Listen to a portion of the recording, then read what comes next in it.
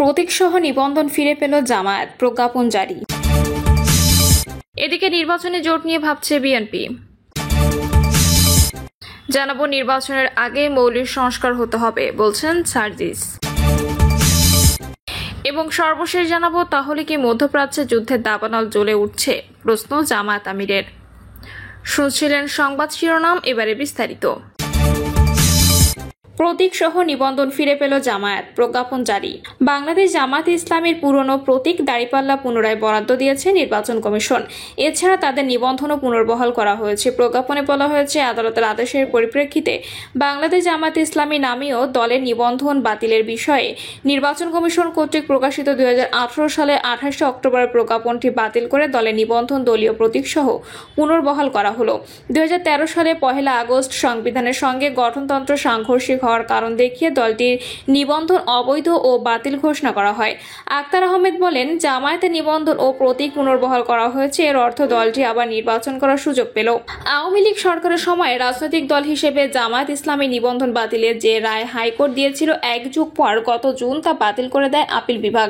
সর্বোচ্চ আদালত আদেশে বলেছিল, সাংবিধানিক প্রতিষ্ঠান হিসেবে এখন নির্বাচন কমিশন জামায়াত ইসলামের নিবন্ধন ও প্রতীকের বিষয়ে পরবর্তী পদক্ষেপ নেবে। আদালতের আদেশের পর জামায়াতের নিবন্ধন ও দাঁড়িপাল্লা প্রতীক ফেরত দেওয়ার বিষয়ে কোরবানির ঈদের আগে 4 জুন কমিশন সভায় সিদ্ধান্ত নেয় ইসি। সভা শেষে সেদিন ইসি আবুল ফজল মোহাম্মদ সানাউল্লাহ বলেছিলেন, নির্বাচন কমিশন নীতিগত সিদ্ধান্ত নিয়েছে জামায়াত দলীয় নিবন্ধন ও প্রতীক ফেরত পাবে, তবে দলীয় প্রতীকটি ফেরতের ক্ষেত্রে দাপ্তরিক প্রক্রিয়া শেষ করতে সময় লাগবে। এর 3 সপ্তাহের মাথায় প্রজ্ঞাপন প্রকাশ করল ইসি সচিবালয়। নির্বাচনী জোট নিয়ে ভাবছে বিএনপি। লন্ডন বৈঠকের পর দেশে আগামী জাতীয় নির্বাচনের দিনক্ষণ নিয়ে সৃষ্ট সংশয় কেটে গেছে বলে মনে করে বিএনপি ও ফ্যাসিবাদ বিরোধী যুগপৎ আন্দোলনের শরিকরা। আগামী বছরের ফেব্রুয়ারিতে নির্বাচন ধরে শরিক দলগুলোর শীর্ষ নেতারা এরই মধ্যে কৌশলে নির্বাচনী প্রস্তুতি শুরু করেছেন। আসন চূড়ান্ত না হলেও নির্বাচনী এলাকায় যাতায়াত বাড়িয়েছেন তারা। এলাকায় সাংগঠনিক কার্যক্রমের পাশাপাশি করছেন সুধী সমাবেশ অব্যাহত রেখেছেন, প্রাথমিক গণসংযোগ কর্মসূচিও।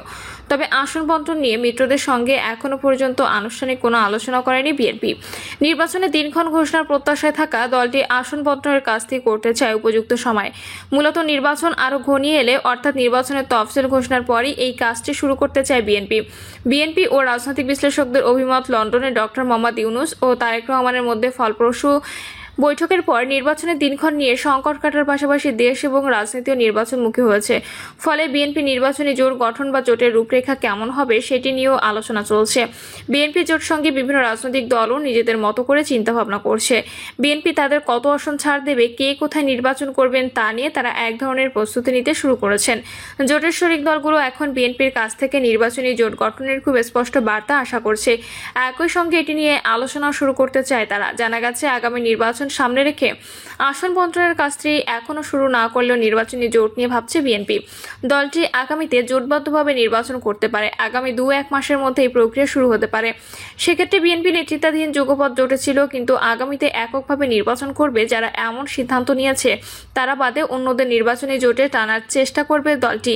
এছাড়া যুগপথের বাইরে থাকা অন্যান্য দলকেও গুরুত্ব দিতে পারে। সেক্ষেত্রে জাতীয় নাগরিক পার্টি এনসিপিকে নিয়েও চিন্তাভাবনা আছে। এনসিপি আগ্রহ প্রকাশ করলে তাদেরও নির্বাচনী জোটে নিতে পারবে বিএনপির অঙ্গীকার ফ্যাসিবাদ বিরোধী আন্দোলনে থাকা মিত্রদের নির্বাচন এবং সরকারেরও রাখবে।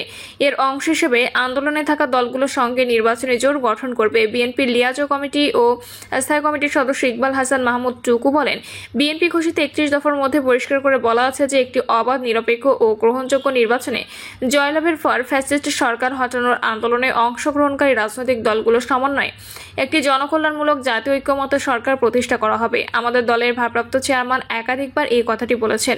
অর্থাৎ আমাদের কমিটমেন্ট আছে, এই কমিটমেন্ট কোথায় কিভাবে অ্যাডজাস্টমেন্ট হবে সেটা এখনই বলা যাবে না। জাতীয় নির্বাচনের তফসিল ঘোষণার পর তা বলা যাবে। 2018 সালের নির্বাচনে বিএনপি নির্বাচনী জোট জামায়াত ইসলামে ছিল এবং তাদের তখন 22টি আসন ছেড়ে দিয়েছিল দলটি। পরিবর্তিত পরিস্থিতিতে এবার জামায়াত এককভাবে নির্বাচন করতে পারে। সেক্ষেত্রে বিএনপির সঙ্গে নির্বাচনী জোটে থাকছে না জামায়াত। ফলে দলটিতে এবার আর কোনো আসন দেওয়ার আলোচনা আসছে না। এদিকে 2018 সালে নির্বাচনী জোটে না থাকলেও পরবর্তীতে ফ্যাসিবাদ বিরোধী যুগপৎ আন্দোলনের নতুন কয়েকটি দল সম্পৃক্ত হয়। জোটে এলে তাদের মধ্য থেকেও কাউকে আসন দেওয়া যেতে পারে। বিএনপি 2018 সালে একাদশ সংসদ নির্বাচনে মিত্রদের 59টি আসন ছেড়ে দিলেও সব মিলিয়ে এবার আসন ছাড়ার সংখ্যা 50টিরও কম হবে বলে জানা গেছে। জানা যায়, এনসিপি গঠনের পর থেকে বিএনপির অভ্যন্তরীণ চিন্তা ছিল যে গণ অভ্যুত্থানের দল হিসেবে তাদের সঙ্গে একটা চমৎকার সম্পর্ক বজায় রাখবে। তবে মাঝখানে এনসিপির সঙ্গে কিছু ইস্যুতে দূরত্ব তৈরি হয়ে এরপরও এনসিপি আগামীতে বিএনপি নেতৃত্বাধীন নির্বাচনী জোটে আসার আগ্রহ দেখালে বৃহত্তর স্বার্থে তাদের জোটে নিতে পারে বিএনপি। সেক্ষেত্রে তাদের ফ্রন্টলাইন নেতৃত্বের মধ্যে যারা ক্যাপাবল তাদের বেশ কয়েকটি আসন ছেড়ে দেওয়া হতে পারে। জানা গেছে, কয়েক মাস আগে বিএনপি ও এনসিপির মধ্যে এ ধরনের একটি আলোচনা হয়েছিল। এনসিপির কে নির্বাচন করতে চায় বিএনপির তরফ থেকে, তখন এ ধরনের একটা তালিকাও চাওয়া হয়েছিল। সেটার আর তেমন অগ্রগতি হয়নি, যদিও রাজনীতিতে শেষ কথা বলে কিছু নেই বলে অভিমত বিশ্লেষকদের। নির্বাচনের আগেই মৌলিক সংস্কার হতে হবে বলছেন সার্জিস। অন্তর্বর্তীকালীন সরকারকে দুর্বল হিসেবে দেখতে চাই না। নির্বাচনের আগে মৌলিক সংস্কারের ব্যাপারে আমাদের কোনো ছাড় থাকবে না। খুনিদের বিচারের বিষয়ে আমাদের কোনো আপোষ থাকবে না। জুলাই ঘোষণাপত্র জুলাই মাসে দেওয়ার ক্ষেত্রেও কোনো আপোষ থাকবে না বলে মন্তব্য করেছেন জাতীয় নাগরিক পার্টির উত্তরাঞ্চলের মুখ্য সংগঠক সার্জিস আলম বলেন, অন্তর্বর্তীকালীন সরকার যদি নিজেদের দুর্বল হিসেবে প্রকাশ করে তবে তা হবে গণ অভ্যুত্থানের রক্তের সঙ্গে সবচেয়ে বড় প্রতারণা। প্রথম সারির 7টি দলের মধ্যে 6টি দল যখন একটি সংস্কারের প্রশ্নে একমত হয়, তখন অন্তর্বর্তী সরকারের এবং ঐক্যমত্য কমিশনের কাছে যদি একটি দল বড় হয়ে যায় তবে অন্তর্বর্তীকালীন সরকার গ্রহণযোগ্যতা হারাবে। আমরা প্রত্যাশা করি অন্তর্বর্তীকালীন সরকার তাদের দায়বদ্ধতা ভুলে যাবে না। সার্জিস বলেন, বিগত দিনে আওয়ামী লীগ, ছাত্রলীগ, যুবলীগকে চাঁদাবাজির জন্য ব্যবহার করেছে, ক্ষমতার অপব্যবহারের জন্য ব্যবহার করেছে, মাদকের সিন্ডিকেটের জন্য ব্যবহার করেছে, নিরপরাধ মানুষকে নির্যাতন করার জন্য ব্যবহার করেছে, অন্য রাজনৈতিক দলের নেতাকর্মীদের হয়রানির জন্য ব্যবহার করেছে। নতুন বাংলাদেশে কিছু সংগঠন একই কাজ করার চেষ্টা করছে। আমরা মনে করি নতুন বাংলাদেশে আওয়ামী লীগ ছাড়া কেউ আমাদের শত্রু নয়, আমরা তাদের প্রতিযোগী মনে করি। তবে কেউ যদি আবারও অপকর্ম করে তার বিরুদ্ধে আমাদের দাঁড়াতে হবে। আমরা স্পষ্ট করে বলি, জনগণের অভ্যুত্থান পরবর্তী যে আকাঙ্ক্ষা তা পূরণ হয়নি বলে এনসিপিকে রাজনৈতিক দল হিসেবে আত্মপ্রকাশ করতে হয়েছে। জাতীয় যুব শক্তির আত্মপ্রকাশ হয়েছে। যাদের ধান্দাবাজির ইচ্ছে নেই তারাই যুব শক্তিতে আসবে। বর্তমানে যেসব রাজনৈতিক দল সক্রিয় হয়েছে কেউ আমাদের প্রতিপক্ষ নয়। তবে কেউ যদি অপকর্মে জড়ায় তবে তারা আমাদের প্রতিপক্ষ হয়ে যাবে। কারণ তারা যদি চাঁদাবাজি করে তার আর অন্য কোনো পরিচয় থাকে না, তার পক্ষে দল তারাও চাঁদাবাজি। তাই যারা অপকর্ম চাঁদাবাজির সঙ্গে যুক্ত নয় তাদের জাতীয় যুব শক্তিতে আসার আহ্বান জানান তিনি। তাহলে কি মধ্যপ্রাচ্যে যুদ্ধে দাবানল জ্বলে উঠছে? প্রশ্ন জামাত আমিরের। যুক্তরাষ্ট্রের আল উদেইদ বিমান ঘাঁটি লক্ষ্য করে রাতে ক্ষেপণাস্ত্র হামলা চালিয়েছে ইরান। এরপরই মধ্যপ্রাচ্যে থমথমে পরিস্থিতি বিরাজ করছে।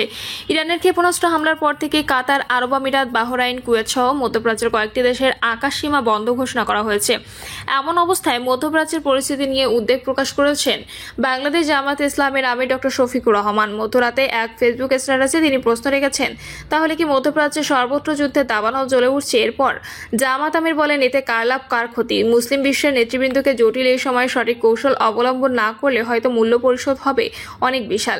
ডক্টর শফিকুর রহমান বলেন, সবাইকে দায়িত্বশীল ভূমিকা পালন করতে হবে, এর কোনো বিকল্প নেই।